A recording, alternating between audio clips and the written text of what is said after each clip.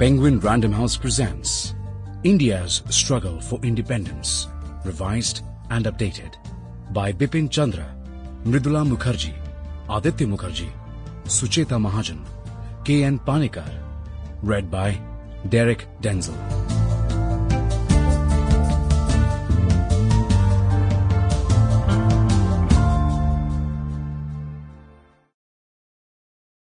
Romila Thapar and S. Gopal. Acknowledgements. This work is partly the result of an ongoing research project on the history of Indian national movement conducted under the direction of Bipan Chandra and financed by the Indian Council of Social Science Research. A special feature of the project is that apart from utilizing traditional sources such as archives, private papers, institutional papers and newspapers, it has attempted to use the experience and understanding of the grassroots level participants in the national movement. We are extremely thankful to more than 1,500 freedom fighters who gave freely of their time and extended us generous hospitality when we interviewed them. Along with Bipan Chandra, 3 of the contributors to the volume, Mridula Mukherjee, Aditya Mukherjee and Sucheta Mahajan, are members of this project. We are grateful to K.N. Panikar for contributing 2 chapters to the book. We have benefited immensely from a long-term interaction with S. Gopal and Romila Thapar.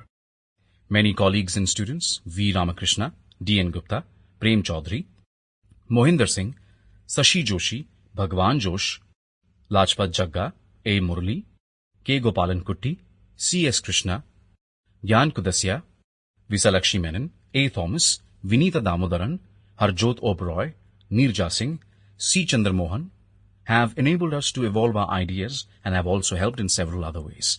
Many friends, P.C. Joshi, B.D. Talib, Barun De, S. Bhattacharya, V.N. Datta, Ravinder Kumar, Hitesh Sanyal, Randhir Singh, Mohit Sen, Keval Verma, Pramod Kumar, have deepened our knowledge of the subject through discussions and criticism. We would like to thank the directors and the staff of the National Archives and various state archives, the Nehru Memorial Museum and Library, the Jawaharlal Nehru University Library, and other libraries in Delhi and other parts of the country for allowing us to use their facilities. We are in particular thankful to B.R. Nanda, V.C. Joshi, D.N. Panigrahi, and Haridev Sharma of the Nehru Memorial Museum and Library for their assistance. As usual, Usha Chandra has contributed in multiple ways to the making of this volume. We would also like to thank the publishers, and especially David Davidar and Sudha Sudhanand, for their interest and cooperation in seeing the book through its many stages. We also wish to thank J.S. Baveja, who rendered invaluable assistance by cheerfully typing the manuscript under tremendous pressure. A note on style. In order to ensure the continuity of the book's narrative, the authors of various chapters are mentioned here and nowhere else in the volume. The introduction and chapters 2, 3, 4, 5, 7, 8, 9, 11, 18, 19, 20, 23, 24, 25, 26, 30, 31, 32, 33, 34, 38 and 39 have been written by Bipan Chandra. Chapters 1 and 6 have been written by K.N. Panikar. Chapters 10, 17 and 29 have been written by Aditya Mukherjee. Chapters 12, 13, 14, 15, 16, 21, 22, 27, 28 and 35 have been written by Mridula Mukherjee, and chapters 36 and 37 have been written by Sucheta Mahajan. Introduction. The Indian national movement was undoubtedly one of the biggest mass movements modern society has ever seen. It was a movement which galvanized millions of people of all classes and ideologies into political action and brought to its knees a mighty colonial empire. Consequently, along with the British, French, Russian, Chinese, Cuban and Vietnamese revolutions, it is of great relevance to those wishing to alter the existing political and social structure. Various aspects of the Indian national movement, especially Gandhian political strategy, are particularly relevant to these movements in societies that broadly function within the confines of the rule of law and are characterized by a democratic and basically civil libertarian polity. But it is also relevant to other societies. We know for a fact that even Lech Walesa consciously tried to incorporate elements of Gandhian strategy in the Solidarity movement in Poland. The Indian national movement, in fact, provides the only actual historical example of a semi-democratic or democratic type of political structure being successfully replaced or transformed. It is the only movement where the broadly Gramscian theoretical perspective of a war of position was successfully practiced, where state power was not seized in a single historical movement of revolution, but through prolonged popular struggle on a moral, political, and ideological level, where reserves of counter-hegemony were built up over the years through progressive stages, where the phases of struggle alternated with passive phases. The Indian national movement is also an example of how the constitutional space offered by the existing structure could be used without getting co-opted by it.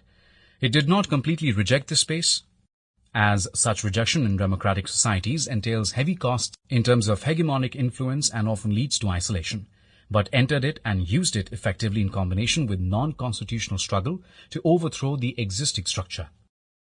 The Indian national movement is perhaps one of the best examples of the creation of an extremely wide movement with a common aim in which diverse political and ideological currents could coexist and work, and simultaneously continue to contend for overall ideological and political hegemony over it. While intense debate on all basic issues was allowed, the diversity and tension did not weaken the cohesion and striking power of the movement. On the contrary, this diversity and atmosphere of freedom and debate became a major source of its strength. Today, over 40 years after independence, we are still close enough to the freedom struggle to feel its warmth and yet far enough to be able to analyze it coolly, and with the advantage of hindsight. Analyze it we must, for our past, present and future are inextricably linked to it. Men and women in every age and society make their own history, but they do not make it in a historical vacuum de novo. Their efforts, however, innovative at finding solutions to their problems in the present and charting out their future, are guided and circumscribed, molded and conditioned by their respective histories, their inherited economic, political and ideological structures. To make myself clearer, the path that India has followed since 1947 has deep roots in the struggle for independence. The political and ideological features which have had a decisive impact in post-independence development are largely a legacy of the freedom struggle. It is a legacy that belongs to all the Indian people, regardless of which party or group they belong to now. For the party which led this struggle from 1885 to 1947 was not then a party, but a movement. All political trends from the right to the left were incorporated in it. What are the outstanding features of the freedom struggle? A major aspect is the values and modern ideals on which the movement itself was based and the broad socio-economic and political vision of its leadership. This vision was that of a democratic, civil, libertarian, and secular India, based on a self-reliant, egalitarian, social order and an independent foreign policy. The movement popularized democratic ideas and institutions in India. The nationalists fought for the introduction of a representative government on the basis of popular elections and demanded that elections be based on adult franchise. The Indian National Congress was organized on a democratic basis and in the form of a parliament. It not only permitted but encouraged free expression of opinion within the party and the movement. Some of the most important decisions in its history were taken after heated debates and on the basis of open voting. From the beginning, nationalists fought against the attacks by the state on the freedoms of the press, expression and association, and made the struggle for these freedoms an integral part of the national movement. During their brief spell in power from 1937 to 39, the Congress ministries greatly extended the scope of civil liberties. The defense of civil liberties was not narrowly conceived in terms of one political group, but was extended to include the defense of other groups, whose views were politically and ideologically different. The early nationalists, then called moderates, defended Tilak, the leader of the radical nationalists, then called extremists, and non-violent congressmen passionately defended revolutionary nationalists and communists alike during their trials. In 1928, the Public Safety Bill and Trade Disputes Bill were opposed not only by Motilal Nehru, but also by conservatives like Madan Mohan Malviya and M.R. Jayakar. It was this strong civil libertarian and democratic tradition of the national movement which was reflected in the Constitution of independent India. The freedom struggle was also a struggle for economic development. In time, an economic ideology developed which was to dominate the views of independent India. The national movement accepted, with near unanimity, the need to develop India on the basis of industrialization, which in turn was to be independent of foreign capital and was to rely on the indigenous capital goods sector. Sample complete. Ready to continue?